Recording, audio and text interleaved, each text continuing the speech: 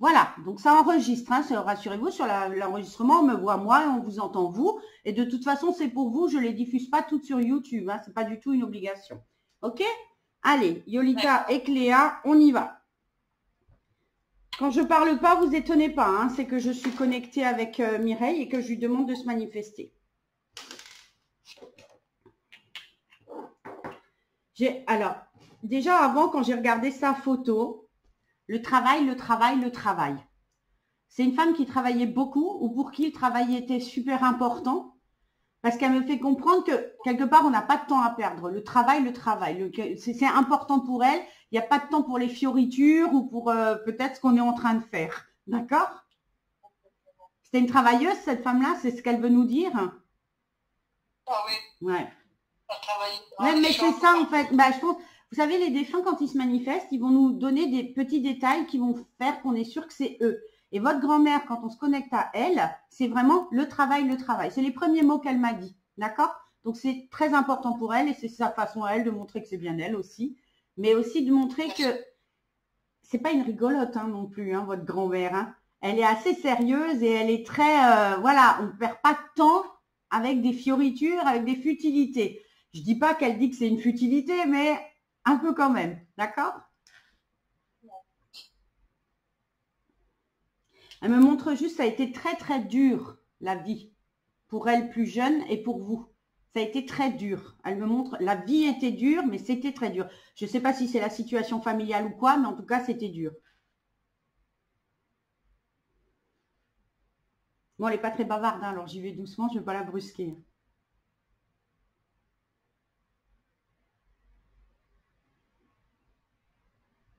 Elle pouvait paraître austère aussi, comme ça. Austère et dure. Votre grand-mère. Yolita.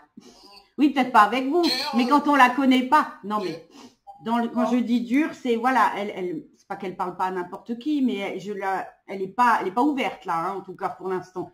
Peut-être aussi parce qu'elle me connaît pas et qu'elle se demande ce que je viens faire ici. Hein.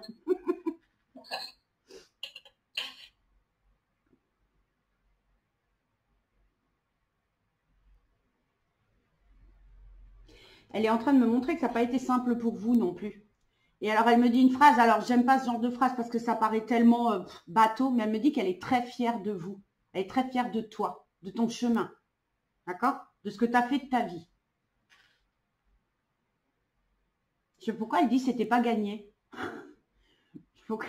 C'était pas gagné apparemment de réussir ta vie comme ça. Peut-être que c'était mal parti au départ, mais pas d'une question personnelle. Hein. Peut-être l'environnement, je répète. Hein.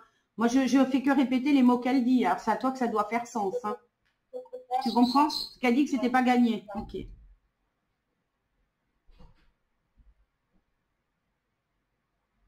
Au niveau sentimental ou couple, je ne sais pas pourquoi, elle me dit que tu as fait des erreurs, mais qu'au final, tu as trouvé de la stabilité.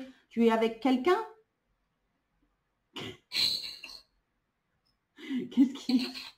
Ça vous fait rire, tant mieux. C'est bon? Oui. D'accord. Oui. Oui, c'est vrai que moi, des fois, j'ai tendance à vouloir savoir et à comprendre ce qu'on me dit, mais après tout, ça ne me regarde pas. Moi, je transmets, oui. Mais oui, mais la situation, tu vois, oui. Ok.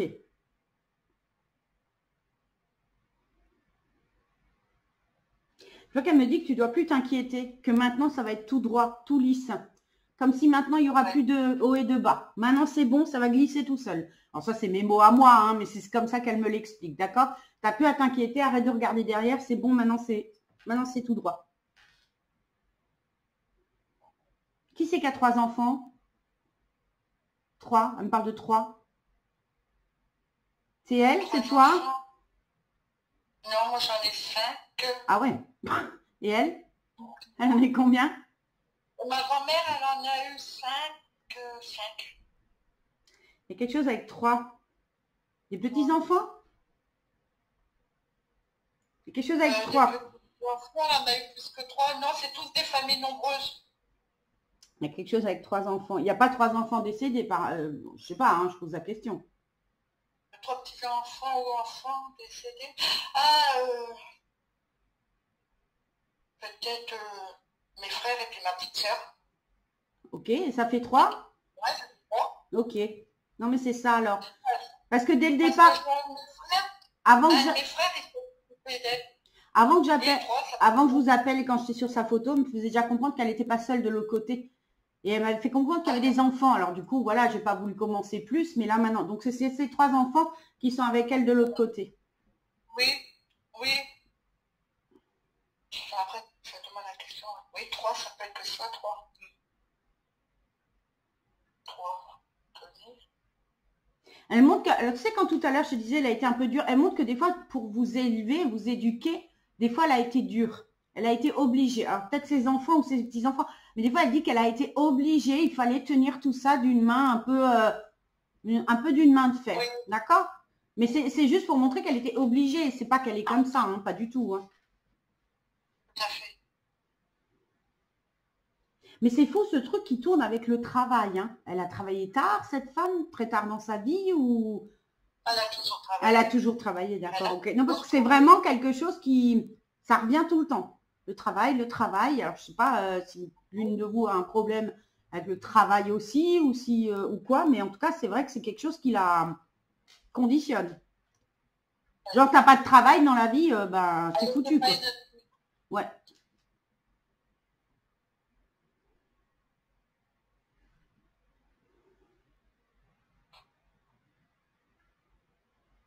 Cette dame, elle a été seule pendant la guerre aussi. Qu'est-ce qu'il y a, Yolita? Ça va? Allez, on va y aller doucement. Mais tu peux parler, hein, vas-y librement. Elle a perdu son mari pendant la guerre. C'est ce qu'elle disait, Elle qu'elle a venait à été peine de seule se pendant la... marier. D'accord, ok. Très seule, oui. Tu sais, je vais t'expliquer comment ça fonctionne. Des fois, elle me montre des images, des sensations.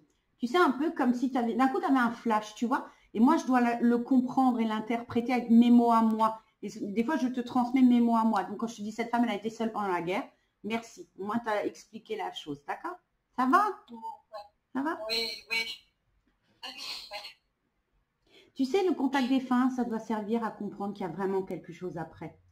Et que aussi douloureux que ça puisse être de perdre quelqu'un, bah, ils viennent là, tu vois, c'est une grande chance hein, quand les défunts viennent se manifester pour me dire, ok, je suis plus là, je suis plus dans ta vie, tu me vois plus, mais je suis rentrée à la maison, il y a quelque chose après, tu comprends? Et là, c'est aussi pour ça qu'elle t'a montré qu'elle était avec ses enfants ou petits-enfants. En tout cas, voilà, elle n'est pas seule. Alors, je dis pas qu'on reconstruit forcément la même famille de l'autre côté, mais en tout cas, on sait qu'on est là, on est nous ensemble quand même. D'accord? C'est à ça que ça doit servir le contact défunt.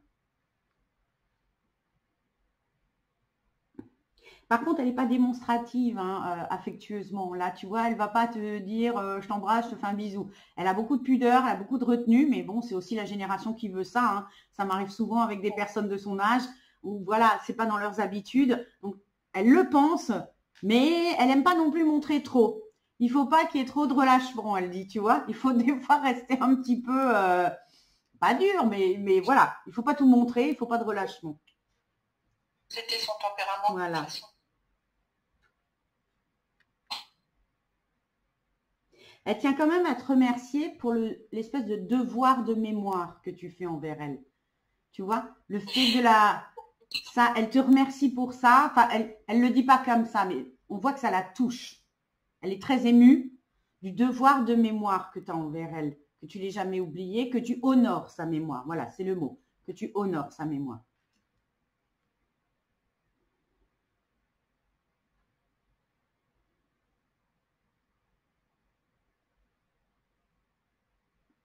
Tu étais la plus jeune des filles ou la plus jeune de la fratrie?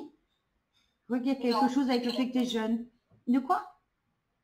Non, j'étais pas la première de ces petites filles, non, j'étais la deuxième. Je sais pas, il y a un lien particulier avec toi. Oui, on avait un lien. Un peu la chouchou, alors peut-être c'est ça, je sais pas, mais tu vois, la petite, elle me dit la petite, c'est comme si toi, fallait être plus autour de toi, plus te protéger, plus te cocooner, tu vois. Et donc, voilà, la petite, un peu comme si elle me disait la Moi, petite j'en avais dernière. besoin d'aller vers elle. D'accord, Oui. ok.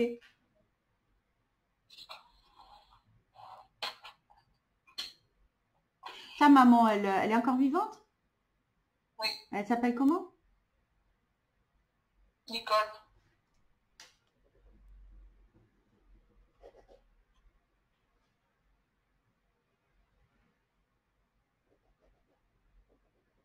Elle devient sombre quand je parle de ta mère.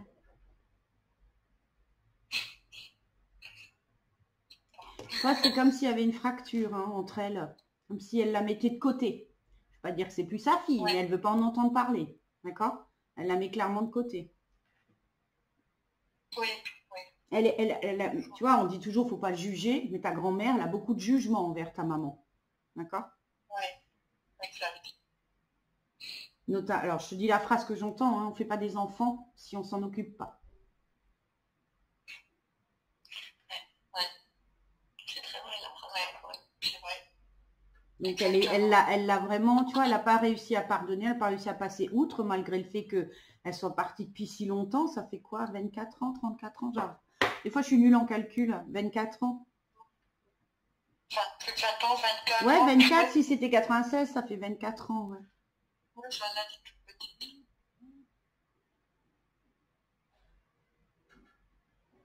Ouais, elle est très... Elle tient ta mère à distance, hein. Voilà. C'est qu'elle en a encore, en travers, façon de parler. Alors, pas vis-à-vis de toi, hein, pas parce qu'elle vous a récupéré, pas du tout. Au contraire, elle est bien contente de ça. Mais c'est le jugement par rapport à ta mère qui n'a peut-être pas assumé, qui n'a peut-être pas, voilà, qui s'est peut-être jamais... C'est comme si elles n'avaient jamais pu avoir la discussion qu'il fallait pour expliquer tout ça ou pour se justifier ou pour donner une raison. Elle me dit une raison valable. Il n'y avait pas de raison valable. Et c'est ça que ta grand-mère n'apprécie pas, tu comprends? Donc voilà. Oui.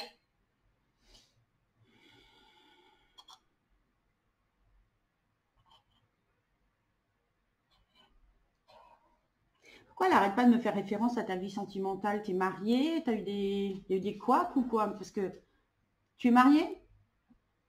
Je suis divorcée. Ah, tu es divorcée, d'accord. C'est pour ça que je te dis, il y a eu des couacs.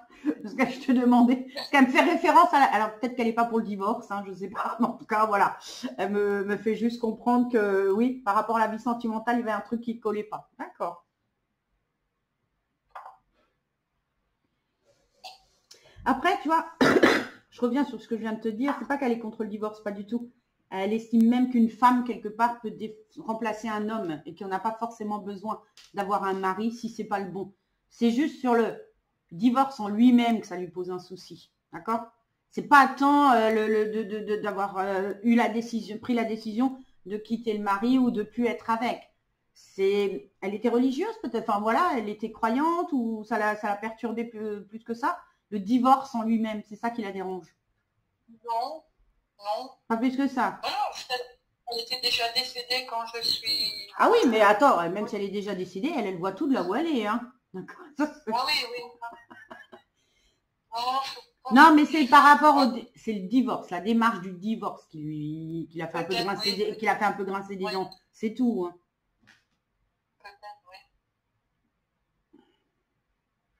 En tout cas, c'est une femme qui a su s'assumer toute seule et qui a su travailler comme un homme et faire tout comme un homme.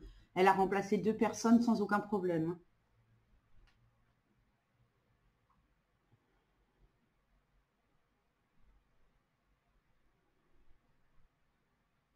Elle me dit qu'elle t'a donné beaucoup de ses valeurs à elle, mais que des fois, tu n'es pas assez forte.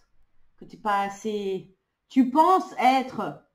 Passe-moi l'expression, hein, je veux pas te... Des fois, tu penses être une grande gueule, hein, mais au final, tu n'es pas si forte que ça, elle me dit. Je pense que tu n'aboies plus que tu ne mords. Je crois qu'il faut le comprendre comme ça. Exactement. Tu aboies de loin, mais pas de près. Ah, c'est ça. Elle me dit, tu as fait tes choix, tu les assumes. Elle n'a rien à te reprocher.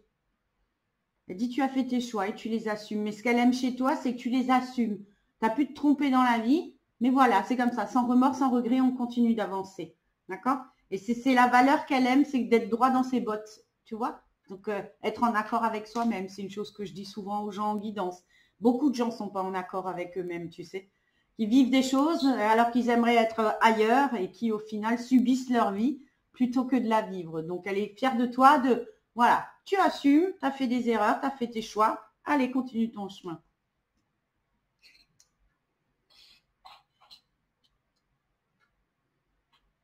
Tu as un 6 dans ton âge. Il y a un 6 qui revient tout le temps. Tu as quel âge sans indiscrétion, Lolita?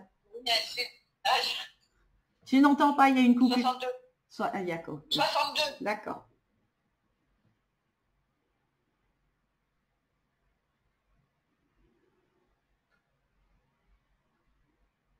Tu voulais lui demander quelque chose? Tu aurais aimé lui demander quelque chose? Oui, je voulais lui demander, quand elle est partie, Oui, qui c'est qui vous la chercher quand elle est on partie? va voir.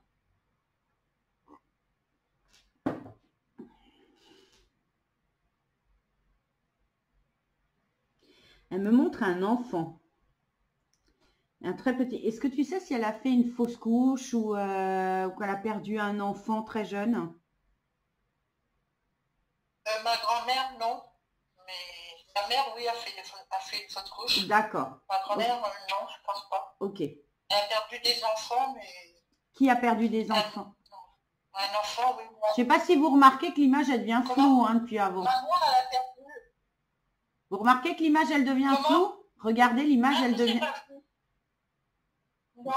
Chez moi, l'image, votre image à vous, elle devient toute floue. Depuis avant, ça change. Donc, je vous ai... Oui. Ouais. Alors, oui. c'est un enfant qui est venu la chercher. D'accord? De ce que je ressens, c'est masculin. Donc, pour moi, c'est un enfant masculin. Alors, je ne sais pas de qui, de quoi, mais pour moi, c'est un enfant. Je pense plus à une fausse couche. Un enfant, vous avez jusqu'à quel âge à peu près? Alors, l'image, comme moi, je la vois, c'est un petit garçon. D'accord? Donc, ça ne veut rien dire parce que même si c'est une fausse couche, même si ce serait un avortement, l'enfant, il peut se manifester comme s'il avait grandi entre-temps, tu vois. Mais j'ai quand même un garçonnet, moi. J'ai un gamin qui doit avoir entre 4 et 6 ans, quelque chose comme ça, pas plus. D'accord? Donc, en tout cas, c'est un enfant qui est venu la chercher. OK? Par contre, elle était un peu réticente. Elle n'a pas trop compris où elle arrivait. Hein. On voit qu'on lui a tendu la main et puis que voilà, elle n'était pas trop sûre d'y aller. Alors, est-ce qu'elle croyait à la vie après la mort? J'en sais rien. Est-ce qu'elle était religieuse ou pas? J'en sais rien. Mais en tout cas, elle a été hésitante. D'accord? Par contre, pourquoi elle me montre sa tête et quelque chose de brutal? Elle est partie de quoi, cette grand-mère? Un AVC, quelque chose? Quelque chose de brutal et la tête. Yolita, je crois que j'ai compris comment tu fonctionnes. Dès que tu entends un truc qui te parle, tu fais que ça. Tu me fais peur à chaque fois. Je t'écoute. C'est pas grave, vas-y. Elle a été opérée du cerveau. Ah, et après, elle en est devenue handicapée. D'accord, ok, d'accord. Vous montrez la tête. Et quelque chose de brutal. Voilà. Ok. Voilà, très, très, très brutal. Ok. Brutal. Mais tu sais qu'on a beaucoup de chance, quelque part, d'arriver à communiquer avec elle. Parce que moi, j'ai remarqué dans mes contacts que quand c'est quelqu'un qui a eu Alzheimer ou un AVC, ou tu vois, tout ce qui est relatif à la tête et au cerveau, très souvent, c'est très difficile de communiquer avec eux après. C'est comme s'ils n'étaient pas là, tu vois. Ils sont un peu comme quand ils étaient malades. Donc, moi, je trouve qu'on a, du coup, on a beaucoup de chance parce que vraiment, généralement, leur conscience, qui est ce qu'on dit, l'âme, c'est dans la conscience. C'est très délicat et très difficile de communiquer. Là, on a beaucoup de chance, je trouve, alors, du coup. Tant mieux. Oui, parce qu'elle peut vraiment opérer du cerveau. Oui. Mais de ce qu'on me montre, alors, on ne va pas rentrer dans des trucs techniques et anatomiques, mais c'est plus ce côté cerveau. C'est pas le côté qui s'occupe de la réflexion et tout ça, c'est plus le côté moteur. C'est-à-dire, tu vois, les choses, l'appréhension, marcher, tu vois, les trucs moteurs du corps. Alors, je sais qu'on a l'hémisphère droit, l'hémisphère gauche, bon, moi, j'y comprends rien. Mais en tout cas, c'est pas tout ce qui est relatif à la pensée, à la mémoire et tout ça. C'est tout ce qui est moteur. D'accord? Donc, c'est peut-être pour ça aussi. Tu vois, c'est peut-être pas le bon côté du cerveau qui a été opéré. Peut-être c'est ce qui fait qu'on arrive quand même à communiquer avec elle correctement. C'est exactement ça. D'accord.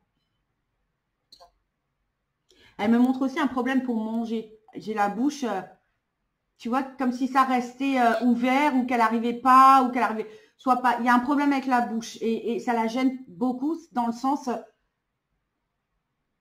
c'est comme un rapport à sa dignité. Qu'est-ce qu'elle a? Elle n'arrivait plus à manger ou elle bavait. Enfin, il y a un truc avec sa bouche qui la dérange beaucoup. C'est ça? À la fin, oui. Elle nourrit ça avec une pipette de yaourt. Voilà. Et tu vois, ça, c'est une atteinte à sa dignité. Une femme qui a été forte, qui a travaillé toute sa vie, se retrouver comme ça, alors elle se montre, après, je ne sais pas si c'était comme ça, mais vraiment la bouche, tu vois, la bouche ouverte comme ça, en attendant qu'on la nourrisse. Et ça, vraiment, ça c'est un calvaire pour elle. C'est plus en rapport avec son amour propre et sa dignité, tu vois.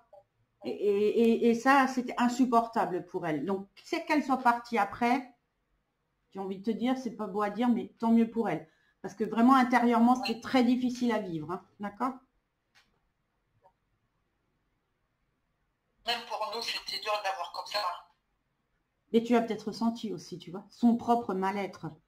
Au-delà de l'aspect physique des choses, il y a vraiment le mal-être profond d'être diminué, tout simplement. Hein. Et ça, elle avait eu vraiment beaucoup de mal. Hein.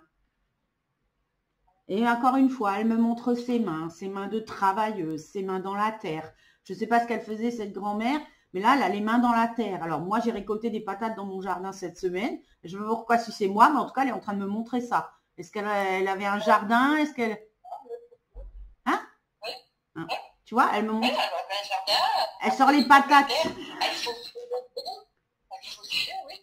Non, mais tu vois, quelqu'un voilà, quelqu'un qui comme ça travaillait comme un homme, se retrouver à la fin avec être obligé d'être nourri, alors qu'on a élevé ses petits-enfants, ses enfants, tu t'imagines à quel point c'est difficile. Hein. Par contre, je ne sais pas si c'est parce que ça fait très longtemps que son mari est décédé, mais ils ne sont pas ensemble. Hein. Est-ce que tu connais le prénom de ton grand-père? Son mari, qui est mort à la guerre? Rémi. Rémi. Parce qu'elle en a été aussi. Ah oui, le premier qui est décédé, c'était le premier mari.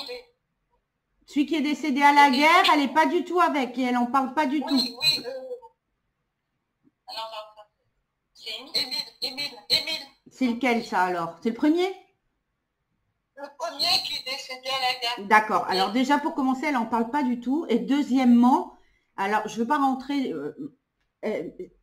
c'est un peu horrible ce que je vais dire. C'est pas qu'elle était contente qu'il soit décédé, hein, mais visiblement c'était pas la joie entre eux non plus. Hein, parce que, voilà, je pense que c'est une autre époque aussi où le mari était peut-être assez caractériel ou imposait beaucoup de choses à sa femme. Voilà, il semblerait que c'était pas l'harmonie entre eux. D'accord? Je vais le dire comme ça. Donc, le fait qu'il soit parti à la guerre, bah, quelque part, elle a très bien pu se débrouiller toute seule, mais peut-être parce qu'elle faisait déjà tout à la maison, j'en sais rien, mais en tout cas, on sent qu'il n'y avait pas plus que ça entre eux. D'accord? Donc, après, elle a eu un deuxième mari, c'est ce que tu es en train de me dire? Oui. Qui s'appelle Rémi. Rémi. Et qui est décédé, on est d'accord? Rémi. Oui. Après elle.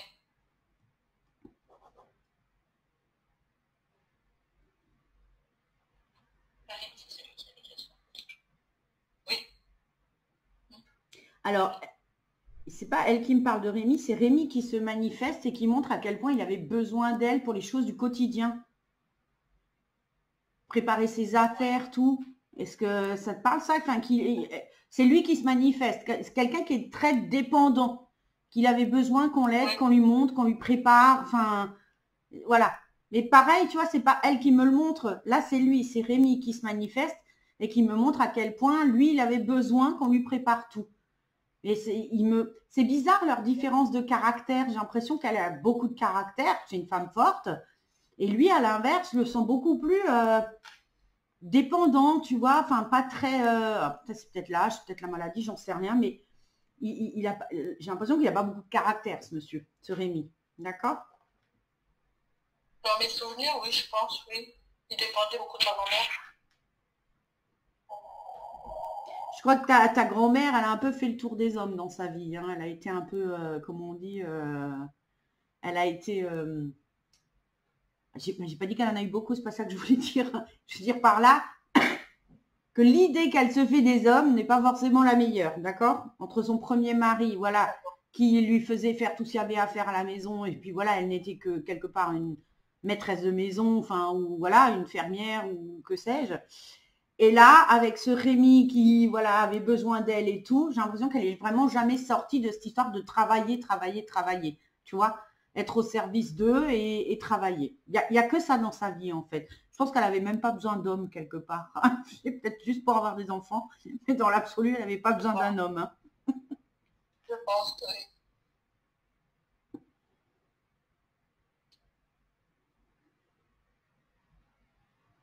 C'est quand même une femme de caractère qui est quand même, quelque part, elle a besoin de personne. Je suis en train de lui demander si elle est avec du monde autour d'elle, de l'autre côté. Elle aime beaucoup être seule. Alors, ça arrive très, très fréquemment, ça aussi. Hein. Les défunts qui... Nous, on est persuadés qu'on a besoin d'être avec les uns et les autres de l'autre côté. Mais ce n'est pas toujours le cas. Hein. On peut très bien rester seul. Et très sincèrement, elle a besoin de personne, cette grand-mère. Elle préfère avoir sa tranquillité et être seule avec elle-même. D'accord? D'accord. Elle fait quand même comprendre hein, qu'elle vous voit tous. Qu'elle vous a quelque part à l'œil. Hein. Donc, elle n'est jamais très loin, cette grand-mère. Par contre, elle vient de me montrer une bougie avec la Vierge dessus. Est-ce que ça parle à quelqu'un? C'est une bougie avec la Vierge. Je me rappelle qu'elle en avait une. D'accord. C'est elle qui en avait une? Oui, je me rappelle. D'accord. Non, mais alors, je ne sais pas si c'est un rapport parce qu'on rentre dans le mois de Marie, comme tu sais, peut-être, 15 août. Voilà, il y a beaucoup de dévotion à Marie. C'est peut-être pour ça aussi qu'elle le montre, je ne sais pas. Mais voilà, peut-être une pensée pour elle. C'est de nouveau flou. Au moment où j'ai dit ça, c'est devenu tout flou de nouveau. Regarde. C'est marrant, hein, comme elle arrive à interagir avec ça. Il n'y avait pas aussi une pochette vierge quand on y était la fois dernière? De quoi? Ouais. Tu disais? Oui, je me rappelle d'une bougie avec une D'accord. vierge, oui.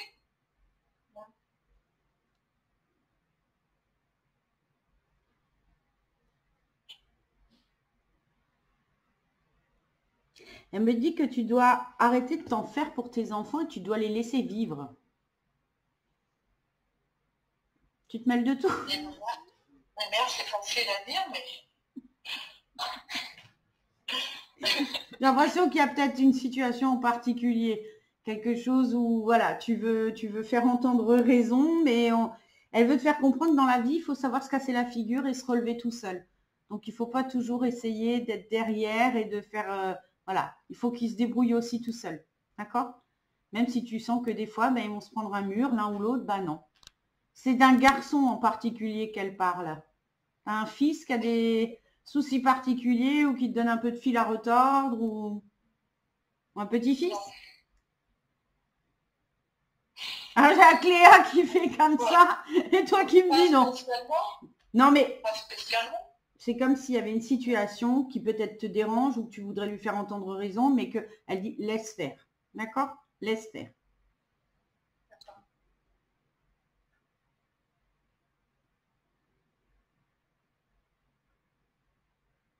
On me parle d'un mariage. Il y a quelqu'un qui va se marier ou il y a un mariage prévu d'ici à l'année prochaine?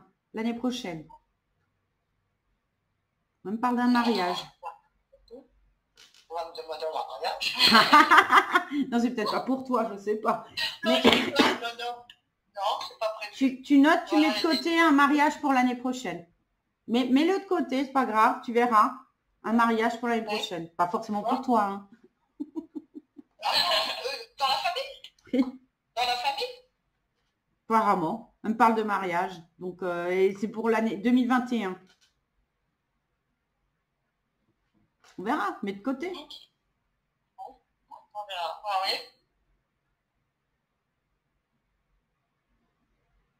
Qu'est-ce que tu veux encore lui demander?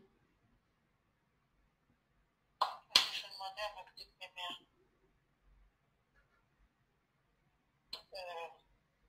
Est-ce qu'elle a rencontré son petit-fils Tony là-haut? Bah, c'est peut-être lui qui l'a cherché. Il est parti quand, lui? Tout à l'heure, je te disais un jeune garçon. Lui, il est parti 6 ans avant elle, mais c'était pas un jeune garçon. Ouais, mais 6 ans Il est avant. parti avant. D'accord, mais je pense quand même que ça peut être lui. Parce que je t'ai dit l'image dans laquelle il se manifeste, et je t'ai dit entre 4 et 6 ans, le garçon que je voyais. Donc tu vois, même s'il est parti plus tard et qu'il était adulte ou plus ou voilà, c'est symbolique l'image. Donc tu vois, je t'ai dit un garçon, 4 et 6 ans. Oui. Donc je pense moi que c'était lui. D'accord? Tu vois, il faut. D'accord. Ok, c'est peut-être une interprétation, mais c'est comme ça que je le ressens. Moi, je pense que c'est lui. D'accord? Parce que moi, je pense que c'était lui aussi qui est venu la chercher. Ah bah, tu vois, voilà. Et il s'appelait Tony? Tony. Ok. Et il avait quel âge quand il est parti? 20 ans. Ok.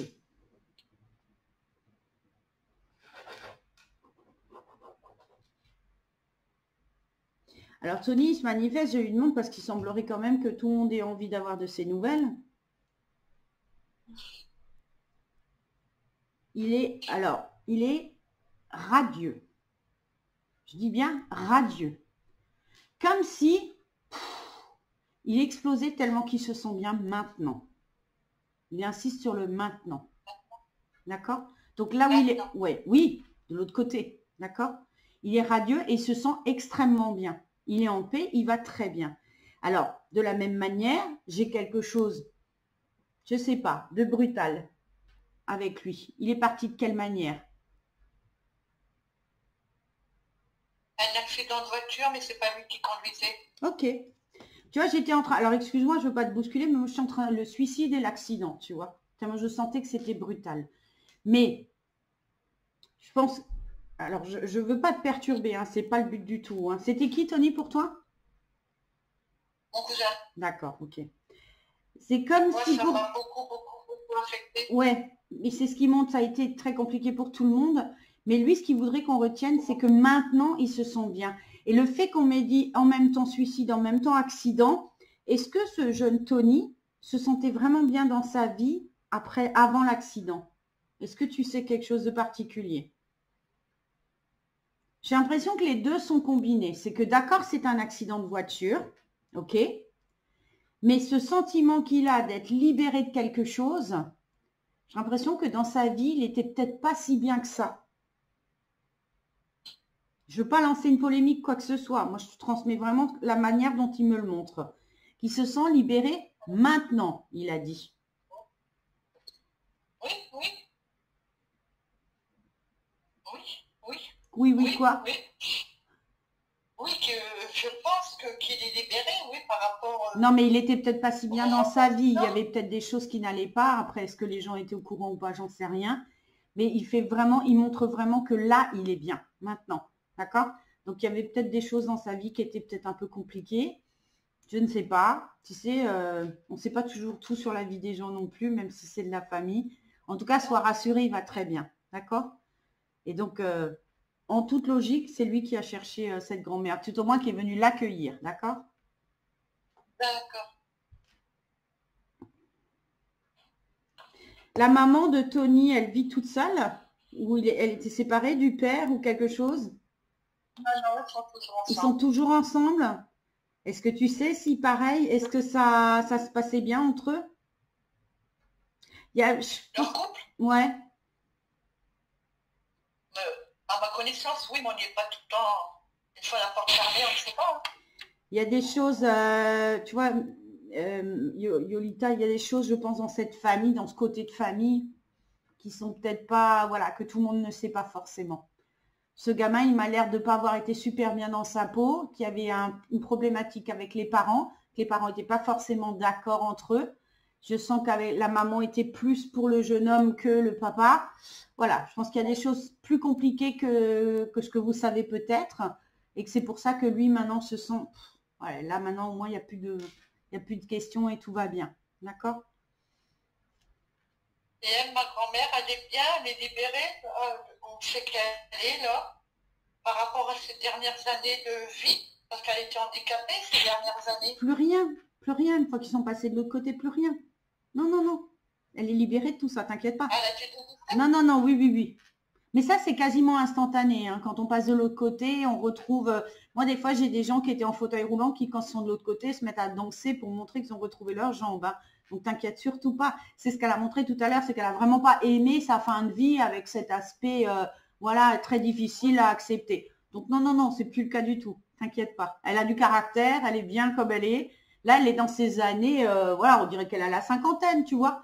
Qu'elle est bien dans sa vie et de caractère et voilà. Non, elle va bien. T'inquiète surtout pas pour elle. Et je te dis, par contre, elle aime être tranquille. Elle aime la solitude, enfin, pas la solitude, mais la tranquillité. D'accord? Elle n'est pas forcément avec de la famille. Tu sais, d'autre côté, il faut se représenter qu'ils peuvent se voir s'ils en ont envie. Tu sais quoi, je vais t'envoyer un joli film. Cléa, tu regarderas sur mon mur. J'ai publié le film No Solar il n'y a pas longtemps. Notre demeure? Ouais. Elle l'a déjà vu, Yolita? Elle l'a déjà vu? Ah bah voilà. Tu vois, donc du coup, on n'est pas tout le temps au même étage. Tu vois, quand la maman du docteur Louis, elle vient, Ils sont pas toujours amenés à se rencontrer ou pas. Et puis tu vois bien qu'on peut se faire un peu la vie qu'on veut autour de soi. Donc voilà, elle va très très bien.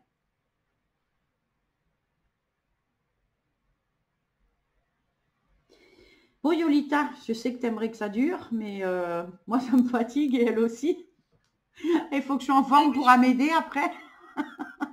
Donc voilà, c'est pas dépendant de moi. C'est vrai que généralement, voilà, ça démarre bien et après ça se calme et ça devient compliqué, tu vois, parce que c'est vraiment une histoire de vibration pour communiquer. Elle est partie, non?